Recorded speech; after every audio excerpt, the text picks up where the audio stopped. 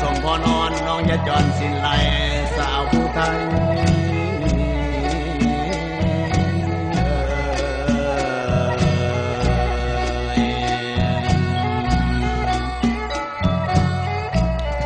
โอ้ยน้องสาวเอ้ยเจ้าผู้จุ่มผู้บูนาใส่งามคือแหวนคือดังดวงแหวนแก้วแห่งแล้วเพื่อนนี่เป็นโอ้ยน้องสาวเอ้ยพ่อยเหลียวเห็นหน้าอย่าว่าจะถามข่าวเบิ่งเด้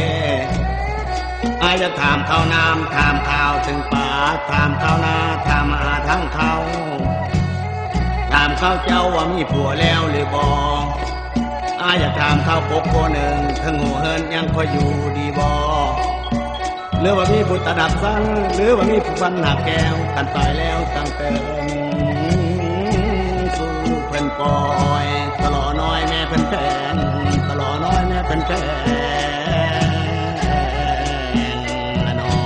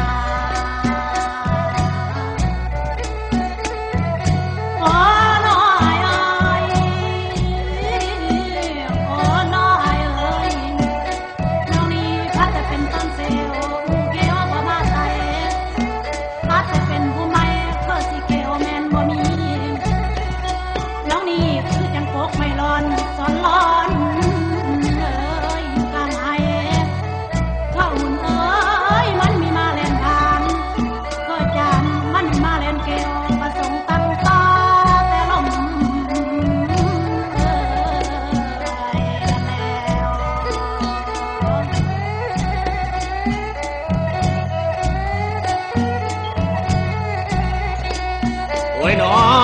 งสาวเอ้ยสาวผู้ไทยเอ้ยท่านเป็นเหลียวเบื้องหน้าคือทรงสู่สีอังแท่นอเหลียวเบื้องนางใส่ลายคือสู่สีอังเต็มท่านเป็นเหลียวเห็นหนาพ่ออยากสิกินดิบเบื้องเลท่านเป็นของกินเป็นเมียยังเหลือข้างท่านนั้นเป็นปลาดุกอายสิกินทางขาวท่านนั้นเป็นปลาขาวอายสิกินทางกลางปลาสังแงงอายสิกินทางเนียงโอ้ยน้อสาวผู้ไทยเอ้ยขั้นเป็นทั่วดอกไม้เสียวห้อยเข้าใส่หูบุญสู้